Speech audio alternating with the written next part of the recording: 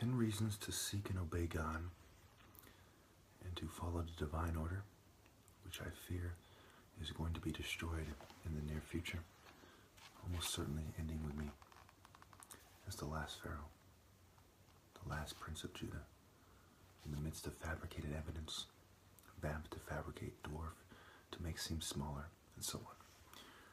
These are 10 reasons to seek and obey God.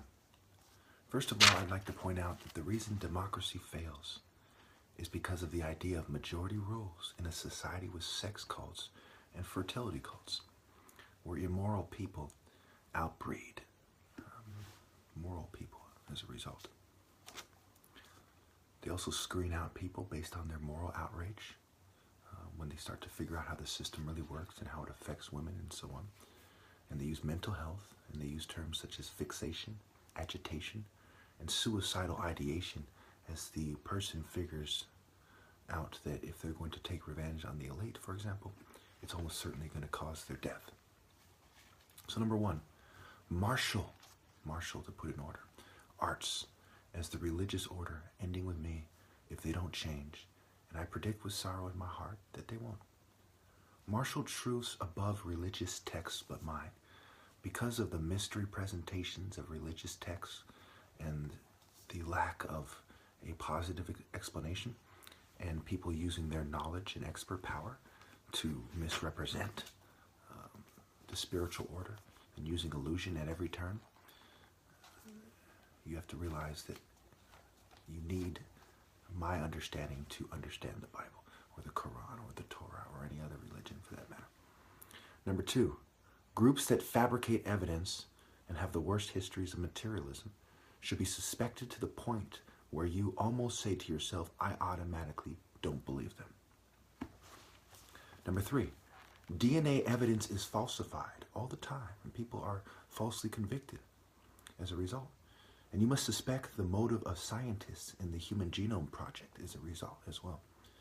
Number four, creation. One creator, one son, one top martial artist, one pharaoh. The true meaning of oneness and not their occult meaning. And the spiritual pyramid as the waterfall of spirit, representing positions that were meant to be filled naturally that are empty. Number five, the nature of unrepentance. Without an organized effort to cause one to stumble, homosexuality, stealing, usurping unfairly, murder, rape, adultery, sorcery, lying and cowardice, racism to be distinguished from cultural resentment, idolatry, and greed are hippo traits and mean you are not a child of reason, truth, and God.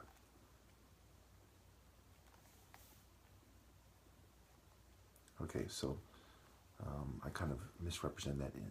Without an organized effort to cause one to stumble is how the natural order is supposed to be, right? And without an organized effort to cause one to stumble, these things mean you're not a child of God. Okay, and even if there is, you have to consider to what degree were you caused to stumble, to what degree were you aware. Number six, women must first look to the righteous after they have above average looks. They may present themselves to the greatest of men in spirit. I cannot stress this enough. It was pervasive in the ancient world that mind, body, and soul are connected. Aphrodite in Greece, the place of these kind of ugly people back then, they kind of got beautiful over time after they did fertility cults and used empirical tactics, empire tactics to take over. But they knew that Aphrodite was the goddess of love and beauty. They want you to settle. They want you not to consider this while they take all the attractive women. So when it comes to the most righteous, the most spiritual men, they should have the most attractive women, and the community should back them and be prepared to fight to the death to back them when people seek to rape them and so on. And they shouldn't live in a state of dishonor. It is the most dishonorable thing for a woman to do, to sleep with the enemy if they are beautiful. That is the most dishonorable thing they can possibly do that I can think of right now. Because this has to do with reproduction, creation. God is the creator. Women kind of don't, they're kind of shallow anyway, generally speaking. So when it comes to dishonor, sleeping with the enemy, shunning the righteous, that makes you a despicable form of life. You're probably better off dead. To each his own, except for love, which is confusing and must not be forced. So you should have someone comparable to you. If you aren't that attractive, you're not that gifted by God, you shouldn't weasel and snake people who are to get the righteous woman.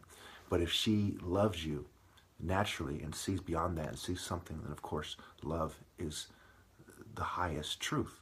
But of course this will be abused all the time by snakes who are illusion presentation bitches. Make no mistake, I despise presentation bitches. I prefer the lowly criminal scumbag who admits he is a scumbag to a fucking Prince of Darkness trash piece of shit who pretends he's an angel of light.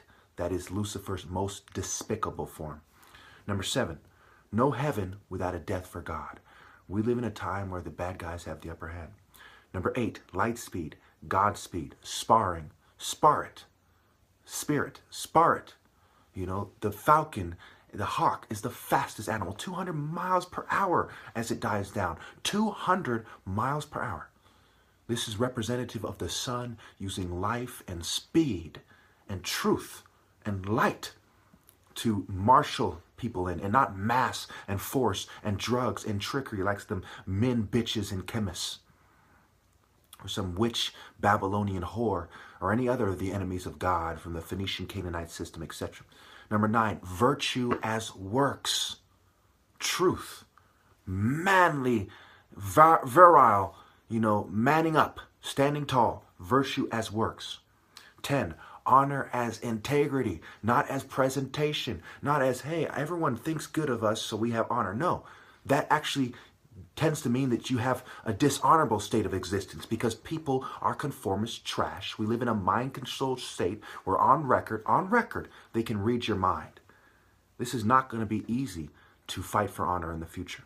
And most people are better off not having kids because they're not smart enough to raise their kids in a way that would allow them any kind of semblance of a chance to avoid being turned out by the system. So women should be protected, and they should fight to wed and love only the righteous. So listen carefully and try to keep up. This first picture you see is ninja Sita. Ninja is part of the first part of the word when you do the wordplay. And now this next picture shows you that psych mechanics, body mechanics, and how it affects mental health with different pictures gives away that they have been considering the athletic nature of black people for a long time and how it affects the mental health of society at large and where it puts them in the social order once you consider mind, body, soul, and spirit, especially from a martial artist or spirit warrior perspective. And that leads us to the next picture where you get Narmer, the hawk or the falcon, and he's tall and he fits the tall description, a tall African version of the white body types. And so that leads you to the leopard pictures. And of course this is relevant. We'll get into Tarzan slaying the leopard people later. The leopard slaying Apep. These things are all part of my argument for many years now. Key parts of it. And so I have a lot of these pictures saved up, leading us to the variations. And these are leopards. Some of them have a puntite beard, just like Narmer on the palette. You can go back to 50 seconds or so to see it. Now here is the Biafran leopard in a more recent depiction. And of course, people have been continuing the leopard society continuity. It's in the book Fighting for Honor. And of course, how this relates to the men and the leopards can't be overlooked. Here's the ninja again. Remember the Garden of Eden? The leopard's being slayed, and it leads us to Lilith. Excuse me, the leopard is slaying the snake, and that leads us to Lilith, the baby killer, the harlot. Who do you think she teams up with? Does she team up with Haru? Or does she team up with Kronos and Apep and Ninjitsida and all these variations of the same deities who have been expressed differently in different cultures and how it overlaps with martial arts, such as Beni Hassan, Amenemhat, a governor in 2800 BC in the Old Kingdom. Of course, Amen was not famous at this time, and the arts come from Nubia and the followers of Haru in Upper Egypt, which inevitably leads us to the opposition view, the Greco-Roman kind of Babylonian pedophile view. It's depicted time and time again. So they killed children spiritually, and they also killed children physically and mentally, which leads us to Kronos. He's compared to Saturn, right? And it has to do with his father, I believe, was Uranus, and he devours his own children to maintain his lead, just like the Roman Caesars and their families killing their family to achieve power. That gives us to the Great Seal on the $1 bill, which is a reference to the Eclogue of Virgil, which is very, very key in this. You cannot avoid this part of the argument. The Eclogue of Virgil speaks of the reign of Saturn. It speaks of the golden race. It refers to Pan and all kinds of these key elements of the New Age movement. So I encourage you to pause it and read over, read this Eclogue, the fourth Eclogue, I believe it is, which the Great Seal on the dollar bill refers to. Here's Tarzan fighting the black leopard men, showing that they're well aware that the followers of Ra and the leopard societies were black African martial artists, and they're basically playing stupid. Okay, and that also leads us to the different cults: the puntite beard, the fluffy bunny tail, the lightsaber, the mace, and the rabbit cults that were depicted in medieval European manuscripts. By this time, of course, the cults that they're referring to that scare the shit out of them are the people who have amalgamated and taken over the hair as a version of Ra, Har, or hair, Ekata, Raharaketi. So yes, since I was a child, I was very opposed to the system. I didn't even like taking pictures. I was well aware of what was going on, and they developed knockout pills to deal with people like me who would make these arguments. That's why the Black Panther Party, the panther, a form of the leopard, was screened out. It was basically a trap to lure in those people who want to defend the black community in the spirit of their ancestors, who could not tolerate the bullshit, who would fly from far away to join them. And ultimately, you know, all the stress and heartbreak and sabotage before I was targeted led me to be an alcoholic. And after getting my heart broken by my ex-fiance, I'd hang out at the park and drink. And I stopped doing martial arts. And the 3 females I dated after her did the same thing. And so you can see the examples in the pictures. Go back for the last minute or so to see, you know, how you see that I bought martial arts weapons on Amazon. I made videos. They were well aware of where I was going with this. And Illuminati Part 1 in August 31st, 2009, I said that, you know, whites long ago used to go to Egypt to learn. I brought up Horus, Horus, Osiris, and Amun-Ra. So they started drugging me on and off record with the psych meds and covertly and fuming me. And it made it hard for me to do my martial arts, dehydrating me, keeping me from nutritious food and water, as they went way out of their way to even drug me at the stores. And so over the years, I have beaten, depending on if you count people twice, that I beat more than once, over 100 opponents. And I did 15 hits in 1.2 to 1.4 seconds with sparring gloves on from Deontay Wilder's boxing range. I challenged these people for over 4 years. And then I had a series of challenges all throughout my life. And I've really been far better than a lot of adults since I was a teenager, as you can tell from that one picture earlier in the video. I was in a lot better shape when I was 15 and 16 than the top 1% of adults are when they're older. So I've been a lot better from a lot better martial arts stock, if you know, than other people. And so it really goes back to the judges.